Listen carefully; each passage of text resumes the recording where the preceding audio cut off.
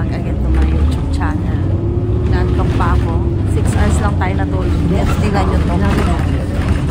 Nasa biyahe na tayo papunta sa trabaho, guys. And super dilim pa. Ayan guys, so madilim pa sa labas. Kasi gumising ako ng 5:30. Tapos naggayak ako, nagluto ako ng breakfast ko, naligo ako.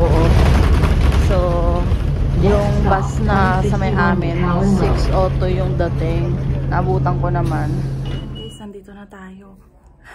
Sabi ni ate, in love daw ba ako? Ang lawam ng pimples ko, nakakainis guys. Tapos pagdating ko, edi na nagtataka nga ako kasi ang liwanag ng ano. Naalala ko may pang madaling araw nga pala nagtatrabaho, kaya walang tigil yung ano dito, yung machine. Tapos pagdating ko yung mga pang umaga, start na 6:34 pa lang. 7 yung ano start namin. Sabi naman nila ate, yung Pilipina, okay lang daw mag-start ng maaga kung available na yung machine ko daw. Ay yung mga pang madaling araw, nakabihis na sila, paalis na rin sila. Maaga pala silang umaalis din. Antok pa ako guys. Mamaya may titingin ng ano, dun sa bahay namin. May mag-check. Sana ay magustuhan nila. Maganda naman yung aming inuupahan. Ang ano pa lang, magbabawas-bawas na rin kami ng gamit. Maglalagay na si Marvin sa maleta. Para mabawasan yung laman ng kwarto namin. Para pag may mga titingin, maayos-ayos naman yung kwarto. Ang laki talaga, nakakainis. Kasi 2 days na akong puyat. Kasi maagap yung mga trabaho ko, di ba nga? Ayun, tapos ngayon maagap. Tapos nagising din si Marvin sa alarm ko. Hindi na rin nakatulog hanggang umalis ako. Mamaya pa yung pasok na 12:30. Mayroon pa daw siyang mga quiz, kaya mag-ano pa daw siya, magre-review. Tapos, kasi sabi niya hindi na ako makatulog, be. Sabi niya sa akin, kawawa naman, hindi na nakatulog. 2 phone kasi yung naka-alarm para sigurado talaga na magigising ako. Inaantok pa ako to. Sabi niya sa akin, be, mamaya ha, maagap ka matulog kasi 6 hours lang tulog mo ngayon. Kasi nga late na rin kaming nakatulog kagabi at nagtiklop-tiklop. Tapos yung ano pa, kung ano pa yung mga asikasuhin sa bahay. Kasi late na rin kami nakadating sa bahay, guys. So, mamaya na lang uli, guys. Uwi na, guys. Ang sarap naman umuwi ng maaga. Alas 3, kaso naiwan ako ng bus. Dapat kanina pa ako ang nagka-problema kasi yung machine ko. Di natagalan ako mag-refill ng mga cups ko. Tapos late din ako natapos. Inayos kasi yung aking yung aking machine. Wala ko ng bus kasi ang agap ng dating ng bus. 28 minutes pa yung next bus. So, maglalakad tayo doon. Maglalakad tayo na lang siguro papunta diyan, palabas. Or maghintay kaya ako. Check ko nga muna kung anong oras. Baka hintayin ko lang din yung bus. Ang sarap nung ngayon. Hindi ganun kalamig. Check ko muna, guys. Sarap naman umuwi ng maliwanag. Sinat ko nga si Marvin, sabi ko, grabe naman yung pimples ko sa ilong lalaki talaga siya.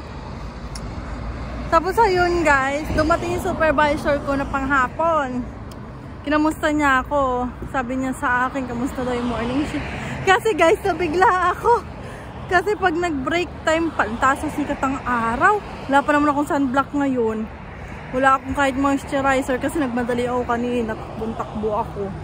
Padating na kasi yung bus ko. Tapos ayun, sabi sa akin ng supervisor ko, hindi nga daw nag-i-stop pag umaga ng machine. Kasi pag gabi kasi, pinapatay namin pag nag-break. Sa amin, sa morning, hindi pinapatay. Yun, hindi nila pinapatay, may nagbabantay. Yung kalapit ko, babantayin niya yung machine ko. Kaya pagdating ko, ang dami kong cups. Punong-puno, parang 4 na box yun. Hindi ko na alam ang gagawin ko. Kaya wala talaga ako, hindi ako nakakaupo, hindi ako nakapagpahinga-pahinga. Talagang nagmamadali ako, guys. Tapos yun. Tapos sabi niya sa akin, wag daw ako basta-basta magtitiwala. Mababait naman daw, kaso nga syempre, hindi naman lahat mapapagkatiwalaan nga daw, kahit siya nga din daw sabi niya gano'n. Tapos tinanong ko kung permanent na ba yung pang morning ko na duty. Tapos Kasi ngayon nasabi sa akin nung isang kasama, yung naabutan ko pa yun ng pang afternoon shift eh. Yun din daw laging minsan pang umaga, minsan pang gabi hanggang sa naging regular na siya. Tapos ginawa na siyang morning shift na nga. Tapos sabi sa akin nung supervisor ko, binabantayan daw ako ng mga manager. Pero sabi niya, alam ko namang ano, alam ko naman na ano, kaya mo yan. Sabi niya, tapos kasi before daw nila ako gawing morning shift, tinanong daw siya ng manager kung kamusta daw ba yung trabaho ko. Sakit sa balat. Kamusta? Kamusta daw yung trabaho ko? Tapos, sabi niya, perfect daw, perfect. Sabi niya gano'n. Kaya yun, kaya pinang-umaga daw ako. Kasi nga ayaw, tapos ano, sabi niya, bihira daw yung mga napapang-umaga. Sabi niya, yung mga magagagaling lang daw. Kasi dati naman daw, pang-umaga siya, syempre supervisor na iba yung kanyang mga ano. Syempre lahat naman daw gusto pang umaga kahit sa ang trabaho daw, diba? Kasi maganda. Tapos sabi niya, mas maganda sa'yo pang umaga kasi pag gabi naghahabol ka ng oras. Oo. Gawa na hinahabol ko yung basta, sabi niya. Tsaka babae ka, delikado sa'yo gabi. Anong oras ka na nakakauwi? Sabi ganun. Sabi ko, oo nga, sabi ko hindi nga ako naghahabol ng oras ngayon eh. Kahit saktong alas 3 ako matapos, okay lang. Sabi, oo, kasi maliwanag naman. Sabi niya ganun. Tapos, sabi niya, tapos sabi pa nga niya sa akin, alam kung di mo pa maiintindihan yung mga gantong bagay, yung about sa, kasi syempre daw, bata pa ako, ano daw, magtiwala, mabait daw ako, ganyan-ganyan. Pero, wag nga daw masyado akong magtiwala sa lahat. Pwede naman yung, ano lang, makipag-usap ka, wag mo na lang sabihin daw lahat, ganyan, sabi sa akin. Kasi papakailman daw ako ng mga ano, sa trabaho lang naman yung tinutukoy na. Pero okay naman daw, mababait din naman syempre. Hindi mo maiwasan may mga nangingialam. Baka ako daw, kesa hindi ako yung may kasalanan, sa akin mapunta yung kasalanan. Sabing gano'n. Kasi sabi niya, kahit kapwa Pilipino mo pwedeng gano'n ang gawin sa'yo. Sabing gano'n niya. Na yung mali nila, ibapasa nila sa iyo. Ganyan. Layo na nilakad ko, no? Malayo na pa yung pako. Sakto guys. Ay, pagkatawid natin, nandito na yung bus. Nag-buksan na tayo. Kain guys. Ito na yung kakainin ko, noodles na mahalang. Si Marvin nakasinigang. Sakit ng ulo ko. Hindi na ako nakapag-update kanina pagdating ko. Tapos may beauty milk tayo dito. Kasi trending na trending. Kain kuya. Trending na trending kasi ito sa ano, sa TikTok. Galing pa itong Pilipinas. Nagpasabay ako. Anong galing kay Ate Alaysa? Kay Ate Alaysa. Nagpasabay ako isa nito. Saka may kulay pink. Ito daw pampasarap ng tulog to eh. Iinom ako ngayon. May ano din siya, collagen. Kain-kain na. Siguro mga 10-15 minutes na mula nung dumating si Marvin galing school. Sabay na kumakain ng dinner. Konti lang kain ha. Ayun guys, na tayo, matutulog na tayo kasi talagang ako'y bangag pa. Ang tagal bago ako nakauwi kanina. Kung dati gabi, diba, ang bilis ko makauwi. Kasi nahabol ko yung bus. Hay nako, mula dun sa trabaho ko hanggang dito sa bahay, 1 hour. 1 hour bago ako makauwi. Eh, di ba nung panggabi ako, ano lang, 15 minutes lang nandito na ako sa bahay kanina. Shit, naiwan ako ng bus. Eh, di naglakad ako palabas. So, pagdating ko doon,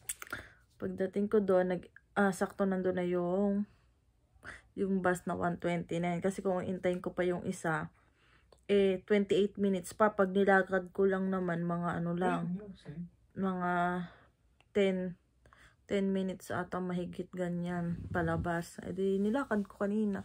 Sakto nandun na yung bus pagkatawid ko.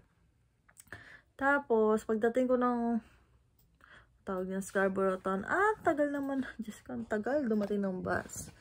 Naiwan na pala ako nung unang bus kanina. Kaya, ayun, wala tayong choice. Nag-intay talaga ako. Tapos pagsakay ko ng bus, pagmulat ko, nandito na ako sa bababaan ko. antok na antok ako. Sabi ko, buti na lang napamulat ako. Kundi ako'y lampas sa bababaan ko pa bahay. Kasi may mag-check nga ng...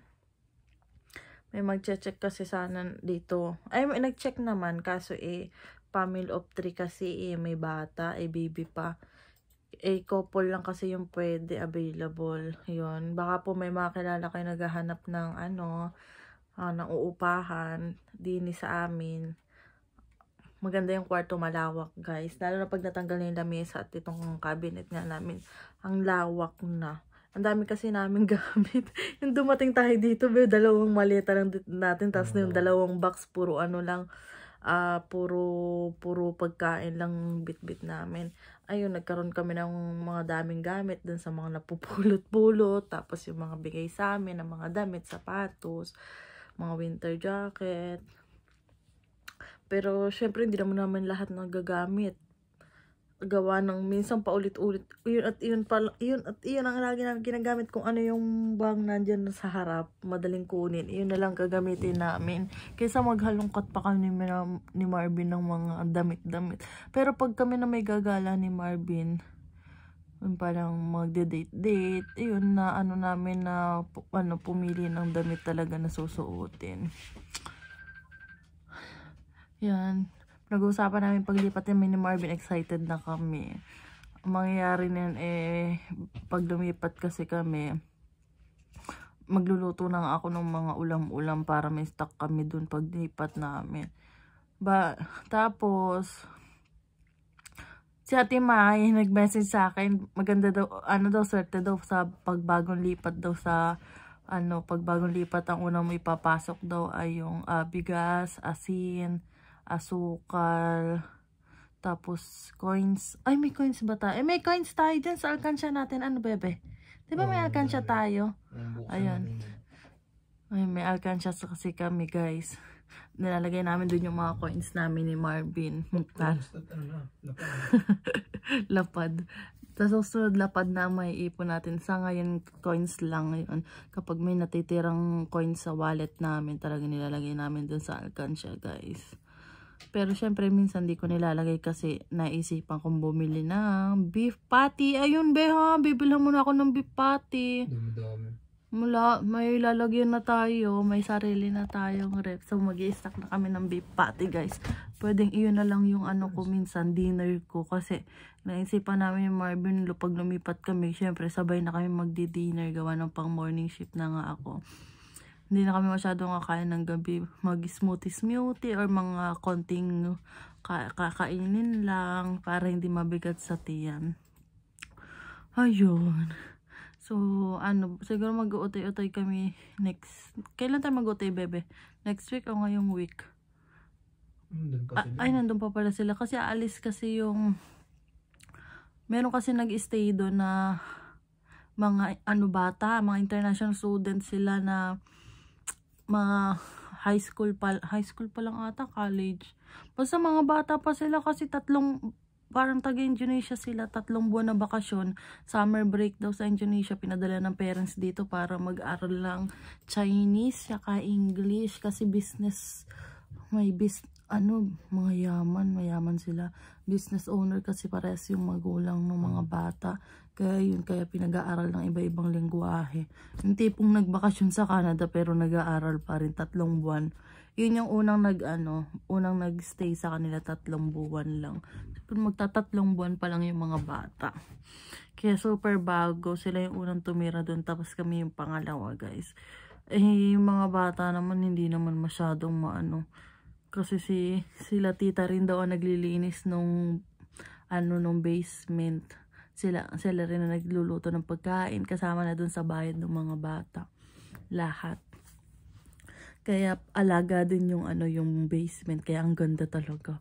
Kasi may mga ibang rin kami mga kakilala na nag-check din nung basement. Ang dami nga may gusto. Syempre si tita pa rin kasi ang masusunod kung sino yung gusto niya mag-umupa dun sa kabilang kwarto. Kasi sa amin na yung isa. May isang nanonood sa namin sa YouTube namin, nalaman niya na kami yung titira dun sa isa ay natuwa daw siya, na-excite daw siya. Kaso nga may dog sila alanganin. Kasi syempre yung ano nga, diba dog. Minsan sa mga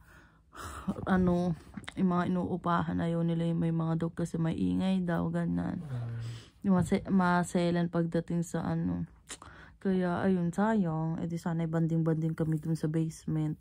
Ang asawa'y foreigner, di English si Marvin yan. English. So, ayun lang guys. Magpapaalam na ako kasi may pasok pa ako bukas.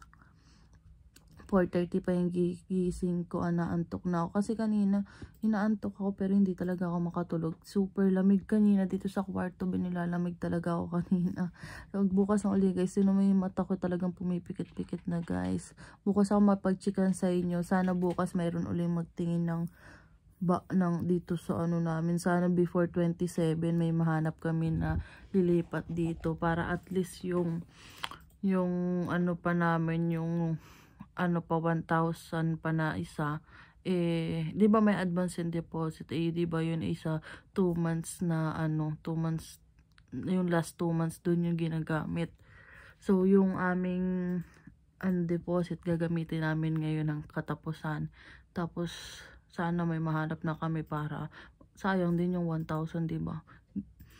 Para at least magamit din namin. So, ayun, magpapaalam na ako guys. Bukas na lang uli. Bebe, may mga quiz ka pa bukas? Mula nung Monday. Ay, Monday ba ngayon? Monday pa lang ngayon. Tapos Tuesday bukas, may quiz na naman si Marvin. Tapos malapit na naman ang reading week niya. 1 week, walang pasok. So, yan lang guys. Don't forget to like and subscribe sa YouTube channel ko. Bye-bye!